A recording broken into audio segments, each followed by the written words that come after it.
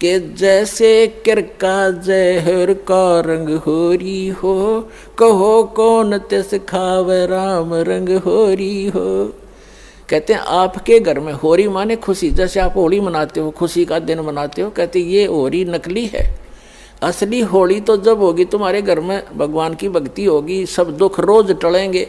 एक सरोवर में कमल के फूल के ऊपर आके विराजमान हुए थे, नवजात शिशु का रूप धारण करके। एक नीरू नीमा नाम के निसंतान व्यक्ति थे, पति पत्नी थे। वो स्नानार्थ गए थे, उस तालाब पर प्रतिदिन जाया करते थे और वहाँ उनको परमात्मा ने वो परमात्मा स्वयं बालक रूप में मिले। वो बड़े खुश हुए और उसका प्रत्यक्ष दृष्टा थे एक अष्टानंद नाम के ऋषि। ये देख रहे थे कि आकाश से प्रकाश का गोला आया, जबरदस्त, बहुत ज़्यादा तेज था उसका, और अष्टानंद जी की आंखें एकदम बंद होगी, बंद होकर खुली। जब आंखें बंद हुई तो उसने क्या देखा कि कोई बालक है। जैसे सूर्य की तरफ आप कभी नज़र दृष्टि करते हो तो आपकी आंखें उस तेज को सहन नहीं कर सकती, आप एकदम बंद कर लेते हो या साइड में करते हो। तो क्या देखते हो कि सूर्य का प्रकाश रहित आकार का गोला सा आपको दिखाई देता है, गोलाकार दिखाई देता है। वो प्रकाश रहित होता है उसका, और उसका आकार दिखता है। ऐसे ही ज्यों ही उसने उस प्रकाश का गोला जो बहुत दूर देखा था ऊपर से आता हुआ बड़ी स्पीड से, जैसे तारा सा टूटता है, अष्टानंद ऋषि की आंखें बंद हो गई। आंखें बंद होते ही उसने क्या देखा कि एक शिशु रूप दिखाई दिया, प्रकाश रहित आकार शिशु का। दोबारा आंखें खोली तो क्या देखा कि उस जिस सरोवर के ऊपर वो बैठा साधना करने की चेष्टा कर रहा था स्नान करके, उसी के एक कोने में जाकर वो प्रकाश सिमट गया। फिर अंधेरे में उसको कुछ नहीं देखा, क्योंकि सुबह सुबह ब्रह्म मुहूर्त का समय था। वो चला गया उठ के अपने गुरु जी के पास उसका संग का समाधान कराने के लिए कि आज मैंने ये क्या देखा गुरुवर। उनके गुरु जी थे स्वामी रामानंद जी। तो नीरुनिमा नाम के वो निसंतान दंपति थे, वो उठाकर ले गए। उनके घर परवरिश होने से 25 दिन तक परमात्मा ने कोई आहार नहीं किया, ना जलपान किया। वो चिंतित हो गए दोनों पति पत्नी। फिर परमात्मा ने कुंवारी गाय का दूध पीना प्रारंभ किया। परमात्मा की दया से ही उस कुंवारी बछिया ने दूध देना शुरू किया, गाय की बछिया। ये अलग से विषय है जो आज सत्संग दास शुरू करने जा रहा है, उसके वापस हट कर आते हैं। वही परमात्मा 120 वर्ष वहाँ रहे और 5 वर्ष की आयु में बड़े बड़े विद्वान, प्रकांड विद्वानों के छक्के छुड़ा दिए परमात्मा ने इस तत्व ज्ञान के अंदर। एक ही प्रश्न किया करते थे उन विद्वानों से, कौन ब्रह्मा का पिता है, कौन विष्णु की माँ, और शंकर का दादा कौन है, पंडित जी दे बता। सबकी टाएं टाएं फीस हो जाती थी। ये तो अजरो अमर हैं, इनके कोई माता पिता नहीं है। और हमारे सदग्रंथों में लिखा है।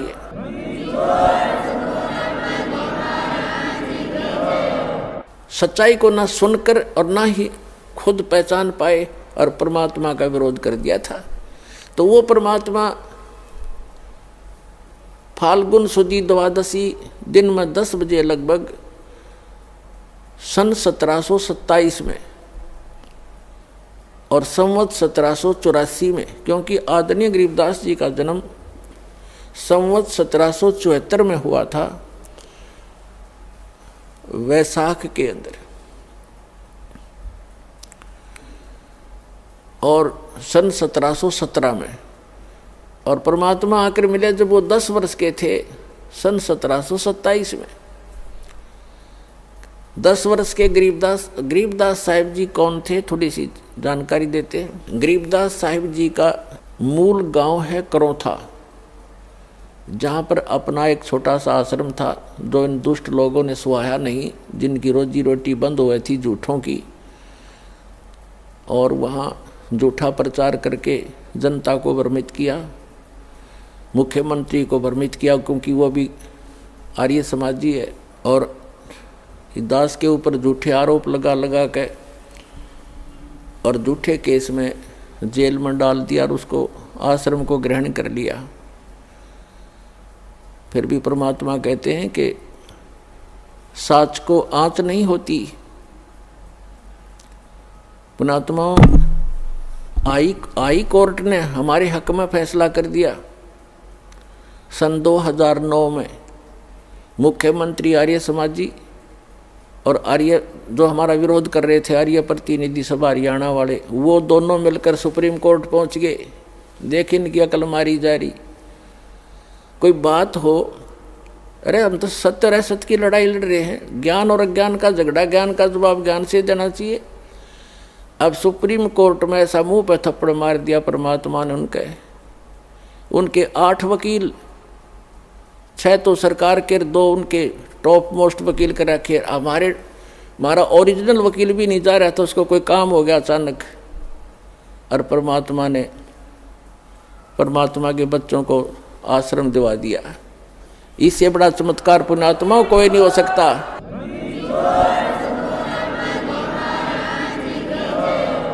अब भगवान से बाहर कौन जाएगा? ये जज क्या है? ये भी परमात्मा के रिमोट से चलते हैं, उसी के बच्चे हैं, उनकी बुद्धि उनके हाथ में है। 1 सेकंड में सच्चाई को ऊपर ला दिया। अरे पुण्यात्मा, हमने उस आश्रम की आवश्यकता भी ना रही थी, क्योंकि वहाँ पर तुम्हारी गाड़ियाँ भी ना खड़ी हो सारी। जब आज हमारी व्हीकल चले जाओ, व्हीकल भी ना हो उसमें, वो तो ओडे रह गया। लेकिन इनकी जात का बेड़ा पट गया कि इसे मुख्यमंत्री होया करें। राजा को चाहिए दोनों तरफ की बात सुनकर जब डिसीजन लेना चाहिए। एक तरफ जुआ जुड़ जा, तो ये कलयुगी राजाएं हैं। पुराने राजाओं का आप हिसाब लाओ। रामचंद्र जी राजा थे अयोध्या के, वो किसी मंत्री या किसी अपने साथी की बात में विश्वास नहीं करते थे, भगवान से डरने वाले थे। यदि कोई ऐसी जटिल समस्या होती, वो स्वयं वेश बदल कर जाया करते थे और निष्कर्ष निकाल कर निर्णय लिया करते थे। आजकल के राजा, उनकी पार्टी के 2 बात कह दे, फलाना ऐसा है, दकड़ा ऐसा है, कर दो उसका नाश। लेकिन हमारे साथ भगवान है, हमारा विरोध करने वालों का नाश हो जाएगा। भगवान के बच्चों का नाश आज तक हुआ नहीं, हर ना होगा।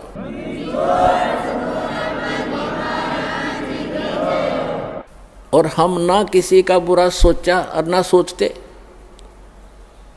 तो पुण्यात्माओं, ये गंदा लोक है। और अब और गंदे विचार हो गए हमारे। भगवान से डर रहा नहीं।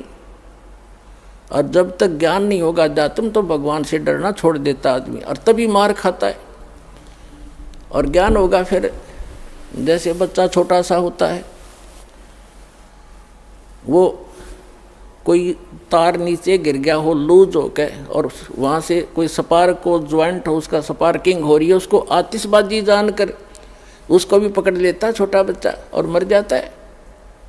जब वो बच्चा सियाना होता है, उसका दिमाग सही काम करता है, तो फिर वो डर बताते हैं उसको कि इसमें बिजली हाथ मत लगाना।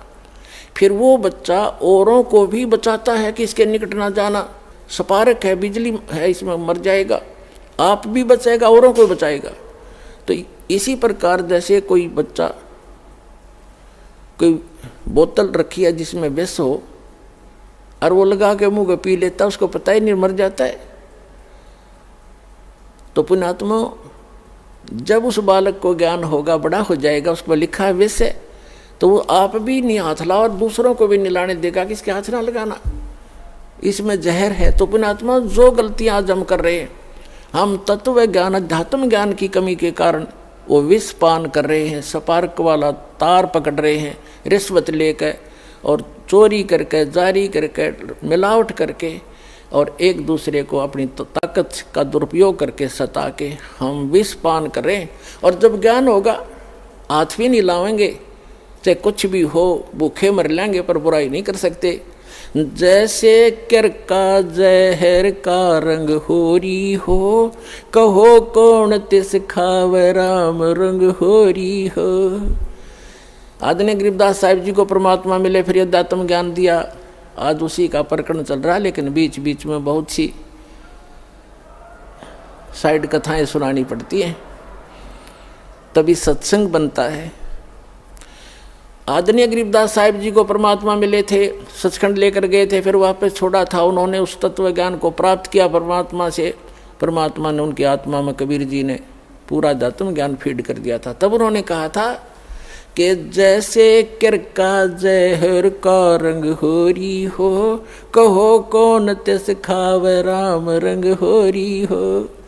कहते हैं आपके घर में होरी माने खुशी, जैसे आप होली मनाते हो, खुशी का दिन मनाते हो, कहते ये होरी नकली है। असली होली तो जब होगी तुम्हारे घर में भगवान की भक्ति होगी, सब दुख रोज टलेंगे। एक भक्त कह रहा था जी हमने 11 वर्ष हो गए आज तक कोई त्योहार नहीं मना लिया इस शरण में आए जब। इससे पहले क्या था कि ऐसे कभी तो घर में किसी भाई की मृत्यु होगी, कभी चाचा की होगी, कभी ताऊ की होगी, ताऊ के लड़के की होगी, कभी बहन का बटेऊ मर गया तो कभी बहन मर गई। तो ऐसे 11 वर्ष हो गए हमने कोई त्यौहार नहीं मनाया, रोया करते बैठ के त्योहारों को। तो ये खाक त्यौहार है। तो परमात्मा कहते हैं हमारी शरण में आओ, थारा रोज होली रहेगी। और जैसे बुराई तुम करते हो, जो बुराइयां करके धन संग्रह करते हो या किसी को सताते हो, ये तो ऐसा कर रहे हो जैसे जहर खा रहे हो। और जब आपको ज्ञान होगा तब कहते जैसे किरका जहर का रंग होरी हो। किरका माने कण, विष का एक कण भी कहीं पड़ा हो और आपको पता हो ये विष है, और विष की क्वालिटी गुण को आप जानते ही हैं। कहते हैं उस कण को भी, अब तो आप मुट्ठी भर खा रहे हो, एक कण को भी आदमी नहीं खा सकता, इन्हें पता लग जाए ये विष है। तो अभी पता ही नहीं आपको ये विष है। तो ये जानकारी कराने के लिए सत्संग किया जाता है कि जो गलतियां आप कर रहे हो धनी बनने के लिए या लोक दिखावा करके लोक लाज में फंस गए, ये ना करो। और आपने यहाँ भी सुख मिलेगा। इस कबीर भगवान की शरण में आ जाओ, ये आपका पिता है, ये समर्थ है, आपके घर में सारे सुख देगा। तो इसलिए कहा है जैसे किरका जहर का रंग होरी हो, कहो कौन तिस खावे राम रंग होरी हो। तो फिर ये गलतियां कोई नहीं करेगा, जहर नहीं खाएगा। ये बुराई करना, चोरी करना, रिश्वतखोरी करना, मिलावट करना, किसी को सताना, आप दुख पालेगा। भक्त दूसरे को दुखी नहीं कर सकता, यह आत्मा ही नहीं स्वीकारेगी आपकी इस ज्ञान के आधार से। तो क्रोथा का प्रसंग चला था, इसलिए आपको बताना पड़ा कि हमारा एक छोटा सा आश्रम था। इन दुष्टों को सुहाया नहीं, क्योंकि इनके ज्ञान की खाल उतार दी दास ने, अज्ञान की। इनसे भी आचार्यों की, शंकराचार्यों की, जितने भी मंडलेश्वर थे, ये डुप्लीकेट आदमी है, इनके पास तत्व ज्ञान नहीं है। और ये महर्षि दयानंद, ए भगवान, इतना नकली आदमी, इसका कोई ज्ञान प्रमाणित नहीं, इसकी कोई रहनी करनी स्वस्थ नहीं, और इसको महर्षि मान करके आज तक हम आदर की दृष्टि से देखा करते थे। देखो आदमी तो मानो आदरणीय होता, लेकिन उसकी जो सीख थी वो आधार था कि वेदों अनुसार ज्ञान बता रहा हूँ मैं, और सत्यार प्रकाश लिख दिया, वेद अनुसार लिखा मैंने। जब दास ने वेदों को देखा, इसलिए महर्षि दयानंद के ज्ञान को वेदों से मिलाया कि यदि इसका ज्ञान वेदों से मिलता हो, और कबीर भगवान का ज्ञान तो सर्व वेदों का निष्कर्ष है, तो कबीर साहब के ज्ञान से तो उसको मिलना कहाँ था, वो तो वेदों से ही मेल नहीं खाया। तो दास ने इतना कहा था भाई इसको छोड़ दो, उनके हित में कहा था, कोई उनसे हमने कोई उनका कोई संपत्ति प्राप्त नहीं करनी थी, सिर्फ रास्ता दिखाना था कि अभी तक आप गलती पर हो और ये गलत मार्ग है। महर्षि दयानंद को वेद ज्ञान नहीं था, आप वेद को सच्चा मानते हो, वेद में ही देख लो। अब आम जनता जो आर्य समाजी है वो कौन है? हमारे भाई हैं, बहन हैं, मामा और बुआ के भाई बहन बेटियां हैं। लेकिन ये दुष्ट लोग हैं जो आचार्य, ये अपने स्वार्थवश उन्होंने ये सोचा कि यदि हमारे समाज के व्यक्तियों को इस सच्चाई का पता लग गया, सारे रामपाल के पास चले जाएंगे, इनका कल्याण हो जाएगा और तुम्हारी दुकान बंद हो जाएगी। ये उद्देश्य लेकर उन्होंने जुल्म ढा दिया। तो ये लोग कभी तैसी नहीं हो सकते, आज तक नहीं हुए ये लोग स्वार्थी। और दास ने परमार्थ में शीश दे रखा है, जेल चाहे जान जाओ, जेल की तो बात क्या है, पर इसको ऊपर लाकर छोड़ दूंगा, मालिक का साथ दास के है, सच्चाई को ऊपर लाऊंगा, पूरा विश्व का कल्याण होगा।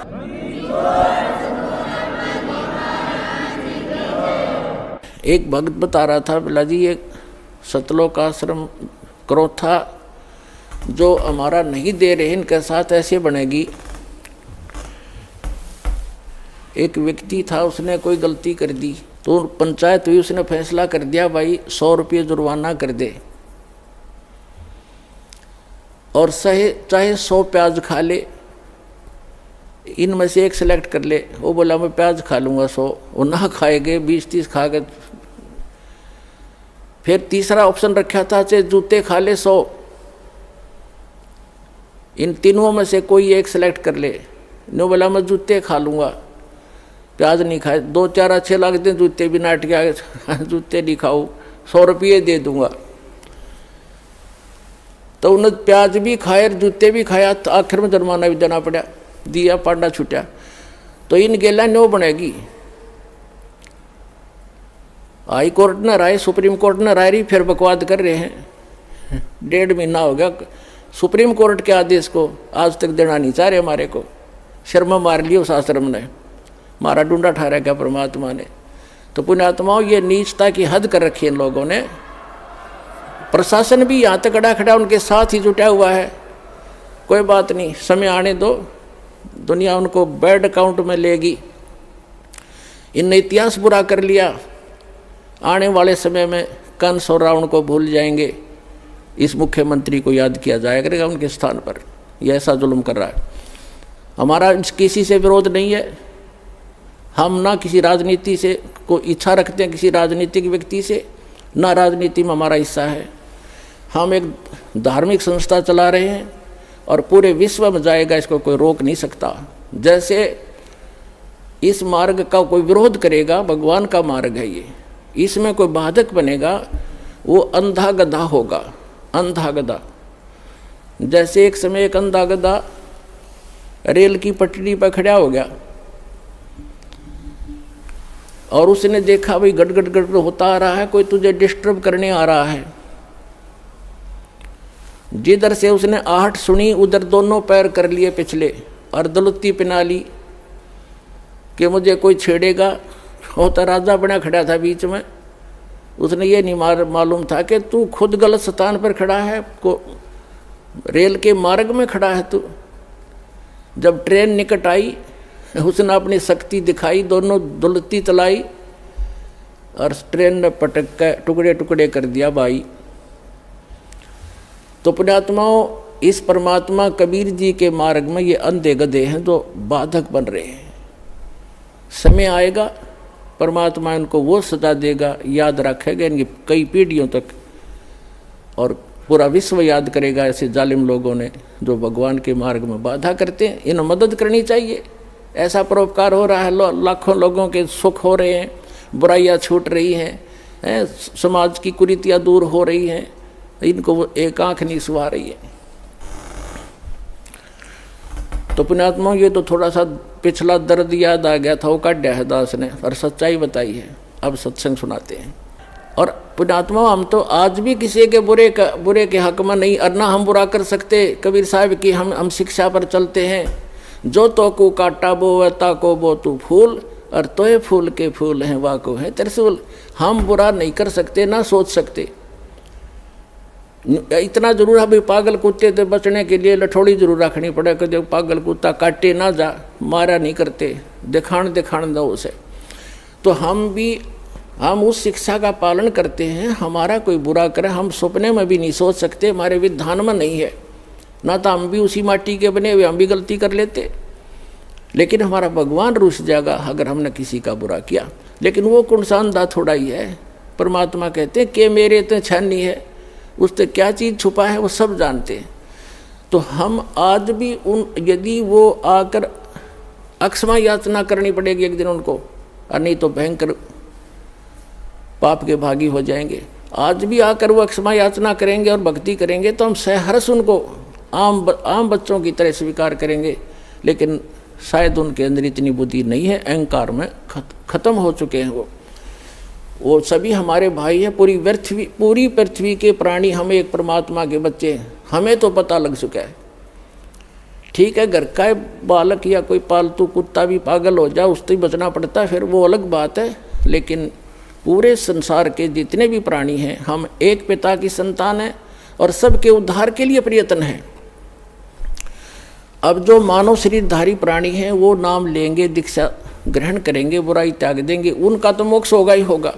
साथ में इस भक्ति, सत भक्ति, परमात्मा के दिए हुए इस अमृतवाणी के प्रचार से, और जो भक्त जाप करते हैं, सिमरण करते हैं, सुबह शाम दोपहर की भगवान की वाणी उच्चारण करते हैं और हवन यज्ञ करते हैं, धर्म पुण्य करते हैं, इनसे पूरे वातावरण में परिवर्तन आ रहा है। पूरे वातावरण में पशु पक्षियों पर भी असर होगा।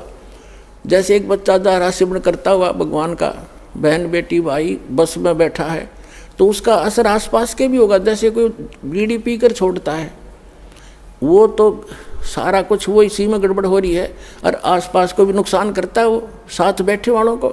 इसी प्रकार जैसे कोई हलवा बनाता है, हलवा बनाने वाला तो खा रहा है, लेकिन आसपास के घरों में भी अच्छी महक जा रही है, उनको भी आनंद आ रहा है। तो इसी प्रकार जो सत भक्ति कर रहे हैं वो हलवा खा रहे हैं और उनके आसपास के मकानों में भी उसकी सुगंध अच्छी जा रही है। हर एक मीट पकावे, आप भी मरे, दूसरों को भी बुरी बदबू जा उसकी। तो इस प्रकार जो सत भक्ति आप जी कर रहे हो, ये पूरे विश्व को लाभ होगा। पशु पक्षियों पर भी इसका असर होगा। जो परमात्मा की वाणी दास सुनाता है और आप उसको कोई सीडी में ले गया है, कोई मोबाइल में चला रहा है, कोई हल के पीछे पीछे भी मालिक की वाणी बोल रहा है, उससे बीज भी अच्छा उत्पन्न होगा। उस अन्न को भी जो खाएगा, ऐसे व्यक्ति के बोए हुए को खाने वाले पर भी उसका असर होगा।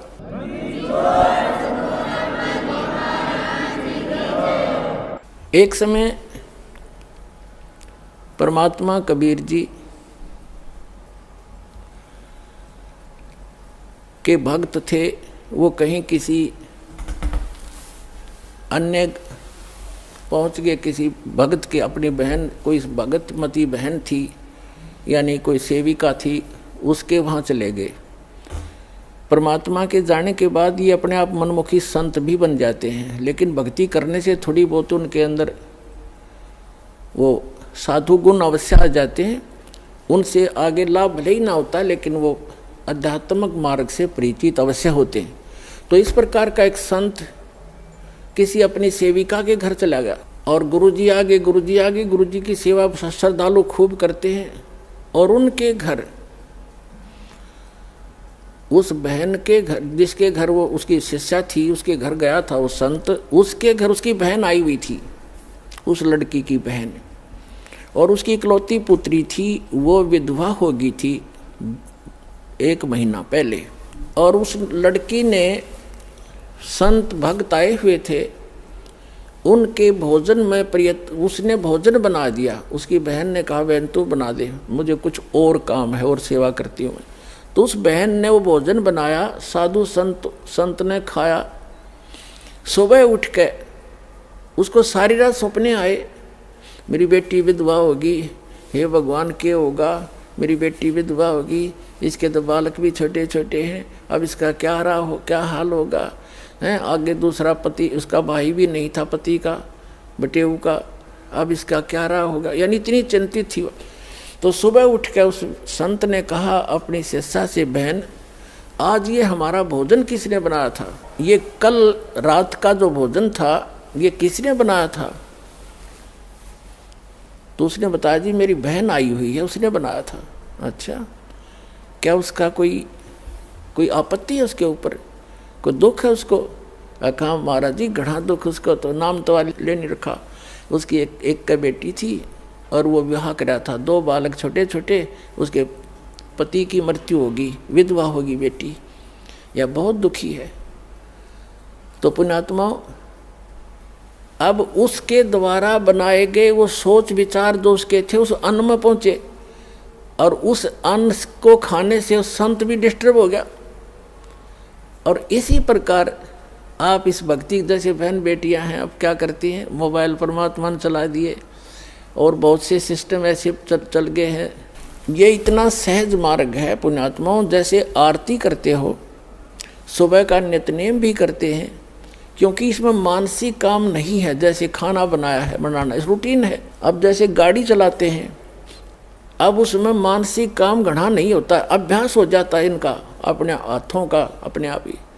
तो उसमें भगवान की भक्ति, जैसे आरती लगा दी, आरती भी करता रहे और काम भी करता रहे।